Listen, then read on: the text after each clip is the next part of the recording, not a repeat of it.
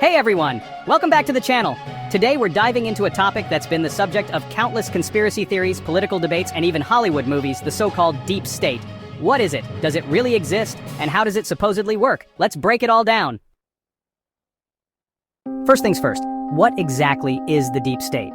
The term originally comes from Turkey, where it referred to a secret network of military, intelligence, and government officials who worked behind the scenes to protect the country's secular system. But in the United States, the term has taken on a life of its own. In America, the deep state is often described as a hidden group of powerful individuals within the government, people in agencies like the CIA, FBI, Pentagon, or State Department, who operate independently of elected officials.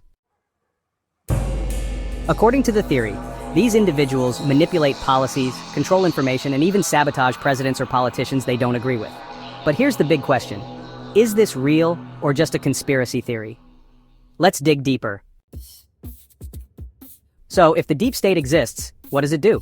Supporters of the theory claim it has a few key functions. First, policy manipulation. Critics argue that the deep state works to undermine elected officials, especially those who challenge the status quo. For example, if a president tries to cut funding to certain agencies or change long-standing policies, the deep state might resist or even sabotage those efforts. Second, bureaucratic resistance. Career civil servants and officials in agencies like the CIA or FBI might leak information, slow-walk policies, or even publicly criticize leaders they disagree with. And third, national security focus. The deep state is often associated with prioritizing global stability and national security over democratic processes or public opinion. Think military interventions, surveillance programs, or secret deals with foreign governments. But before we jump to conclusions, let's look at some examples people point to as evidence of the deep state. One of the most famous examples is the military-industrial complex. In his 1961 farewell address, President Dwight D. Eisenhower warned about the growing influence of the defense industry and its ties to the government. Some see this as proof of a deep state pushing for endless wars and military spending. Others point to the FBI's investigations into political figures, like the probes into Donald Trump's 2016 campaign or Hillary Clinton's emails. Critics argue these actions show how agencies can operate independently and sometimes controversially, regardless of who's in power. And then there are the leaks. From Edward Snowden's revelations about NSA surveillance to the Pentagon Papers, some believe these are signs of a deep state trying to control the narrative or expose wrongdoing. But here's the thing.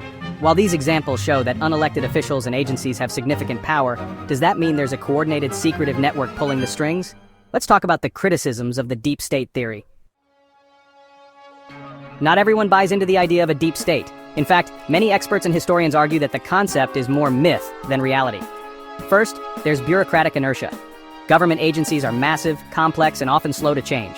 What looks like resistance might just be the natural inefficiency of a huge system. Second, the US government is designed with checks and balances. Agencies are supposed to operate independently to some degree, which can create tension with elected officials. That's not a conspiracy, it's how the system was built. And third, the deep state theory is often politically weaponized.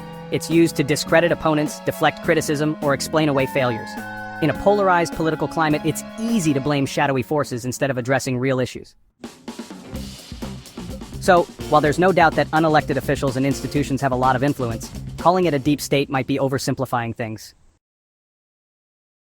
So, does the deep state exist? The answer depends on who you ask. There's no concrete evidence of a secretive, unified network controlling the government. But it's true that powerful institutions and career bureaucrats can shape policies and resist changes they don't like. Whether you call it the deep state, bureaucratic inertia, or just the way governments work, one thing is clear. The relationship between elected officials and unelected institutions is complicated, and often controversial. What do you think? Is the deep state real, or is it just a conspiracy theory? Let me know in the comments below. And if you enjoyed this video, don't forget to like, subscribe, and hit that notification bell so you never miss an upload. Thanks for watching, and I'll see you in the next one.